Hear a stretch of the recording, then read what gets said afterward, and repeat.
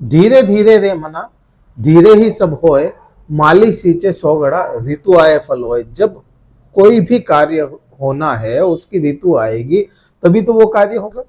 कोई भी ग्रह आप पे प्रभाव कब बदलेंगे? जब उनका परिवर्तन हो जाएगा। कोई भी ग्रह प्रभाव तभी बदलेंगे जब वह राशि या नक्षत्र को बदल करके कहीं और प्रस्थान कर जाएंगे, तो वह अपनी दृष्टियों से, अपने स्थान से प्रभाव को बदल देंगे।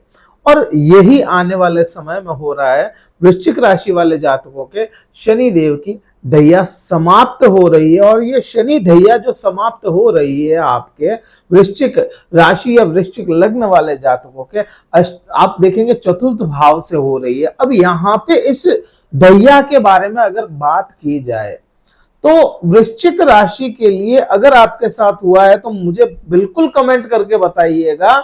ढैया के 2.5 साल तो ठीक है खराब थे, या कहूं कि बहुत अच्छे नहीं थे, लेकिन विशेष जब राहु ग्रह परिवर्तन होकर के आपके पंचम भाव में आया था, उस समय को आप पे प्रभाव ज्यादा इसके अच्छे नहीं देखने को मिले, या कहें कि 2.5 साल में अंत के जो 1.5 साल थे वो बहुत ज्यादा प्रभावी नहीं थे अच्छे को लेकर के। तो ये प्रभाव आप पे रहे।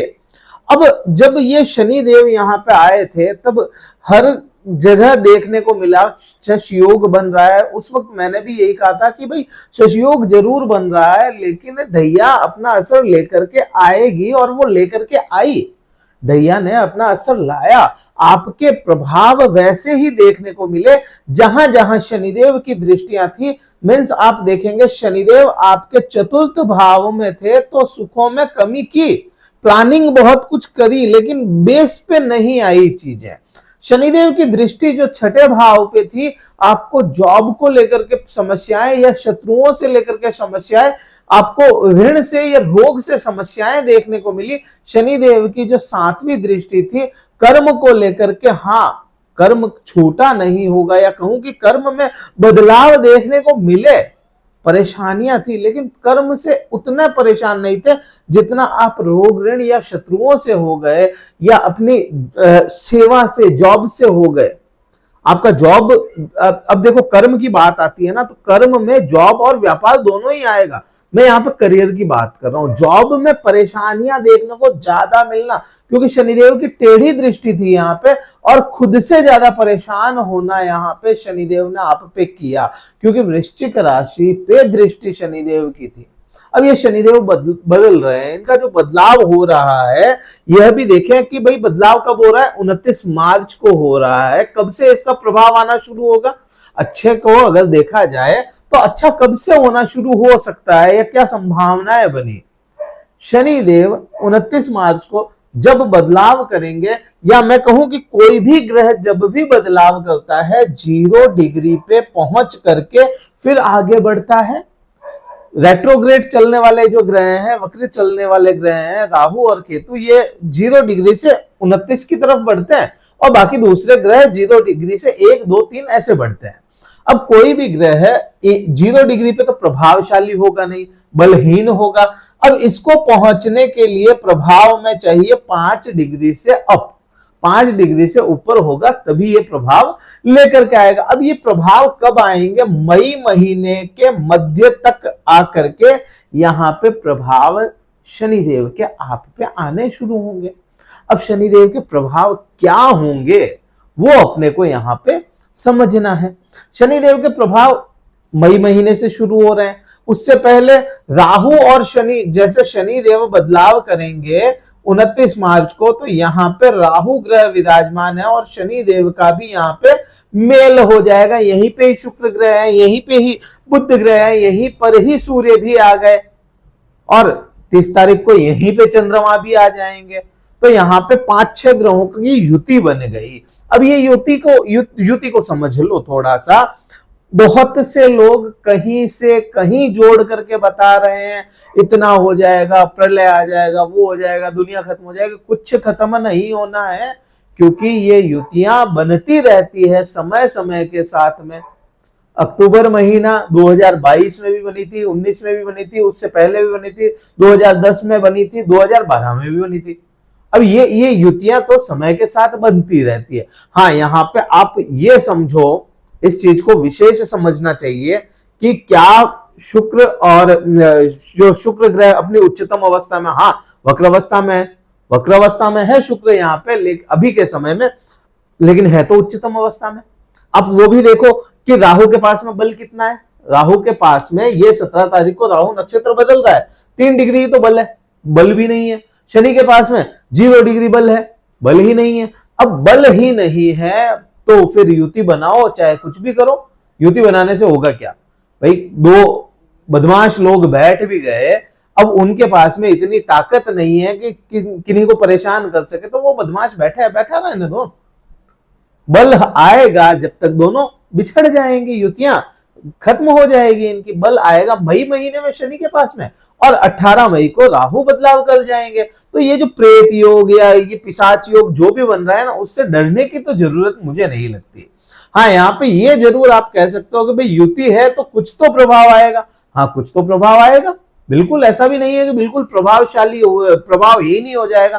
प्रभाव इतना ही आएगा, मात्र 5-10% जितना, और वो भी पर्टिकुलर पे तो आएगा नहीं, सभी पे आएगा, उसमें कोई दिक्कत वाली बात नहीं। आएगा तो वो होगा, देखा जाएगा, लेकिन अपने को परेशान करना, भ्रम में रहना, वो गलत बात है।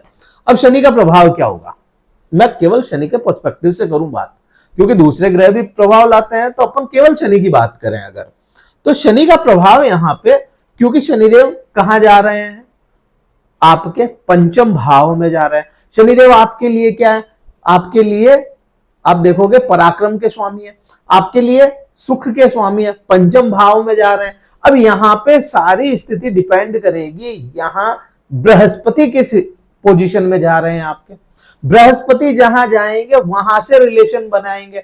अभी के समय में बृहस्पति व्यापार भाव या सप्तम भाव में विराजमान होने की वजह से शनिदेव का परिवर्तन बुरा नहीं है, एक बात। दूसरा, बृहस्पति बदलाव के बाद में भी कहां चले जाएंगे, अष्टम भाव में। अब कोई भी कहे कि भाई अष्टम भाव में बृहस्पति, शुक्र ग्रह, बुध ग्रह, चंद्रमा, ये बहुत प्रभावी नहीं होते। हाँ, बिल्कुल नहीं होते, लेकिन बृहस्पति जा कहां रहे हैं, अष्टम भाव में, अपनी राशि के ठीक सामने विपरीत राजयोग बनाएंगे ना।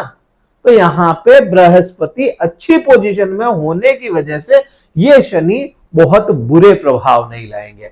प्रभाव आपको प्रेम संबंधों में ठीक रहेगा, ज्ञान और व्यवहारिक ज्ञान, मैं यहाँ पे शिक्षा की बात नहीं कर रहा, मैं बात कर रहा हूं व्यवहार की। व्यवहारिक ज्ञान आपको भली भांति यहाँ पे मिल जाएगा। क्यों? क्योंकि एक तो 7.5 ढैया भोगी आपने।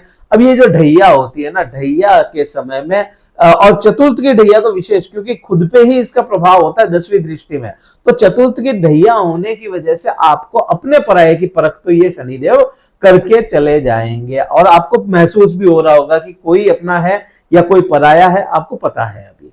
तो ये चीज भी हो गई। अब यहां से आप देखेंगे कि और बदलाव क्या लाएंगे। नई जॉब की तरफ आपको लेकर के जा सकते हैं शनिदेव, जॉब स्विच करवा सकते हैं आपके लिए। इच्छाएं, आकांक्षाएं, इच्छाएं बढ़ जाए और उनकी पूर्ति भी होगी। अगर बढ़ेंगी तो उनकी पूर्ति भी होगी, और पूर्ति करवाने वाले ग्रह भी खुद शनि होंगे, क्योंकि लाभ को खुद शनि 7वीं दृष्टि से देखेंगे। अब सामने की जो दृष्टि होती है शनिदेव की, वह कहीं ना कहीं आपको दे देगी लाभ।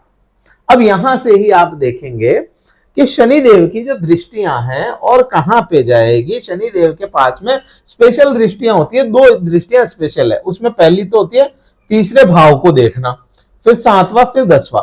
अब ये जो तीसरी और 10वीं दृष्टि है केवल शनि के पास में, तीसरी दृष्टि कहां जाएगी, यहां से आप काउंट करेंगे तो आपका सप्तम भाव पे जा रही है।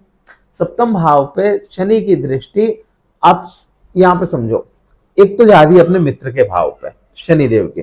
शनि का बेसिक नेचर जो है ना, वो तो काम करेगा ही करेगा, उसमें आप और मैं कुछ नहीं कर सकते। शनि का बेसिक नेचर क्या है, देरी का है, ठीक है। देर करवाना शनि का ही कार्य है, होल्ड पे डाल देना शनि का ही कार्य है। शनि मना नहीं करेंगे। शनि के समय में कभी चीजें ऐसा नहीं है कि मिलेगी नहीं, मिलती जरूर है, लेकिन मिलती देरी से, और जब मिल जाती है ना तो वो स्टेबल रहती है। तो यहाँ पे शनि देव आपको व्यापार में या कहें कि व्यापार शुरू करवाने में देरी जरूर करवा सकते हैं, लेकिन जब करवा दिया तो बहुत अच्छे से करवाएंगे। एक दूसरा पार्टनरशिप में आपको विवाद देखने को मिल सकता है, चांसेस बहुत अधिक है। अब ये चांसेस अधिक क्यों बन रहे हैं? शनिदेव के मित्र के भाव पे दृष्टि है शनिदेव की, लेकिन ये मित्र का भाव जो शनिदेव के मित्र का भाव है वो आपके लिए शत्रु है या मारक है, क्योंकि इसका जो स्वामी होता है शुक्र ग्रह है, और शुक्र ग्रह आपके लिए क्या है? आपके लिए 12वें भाव का स्वामी है।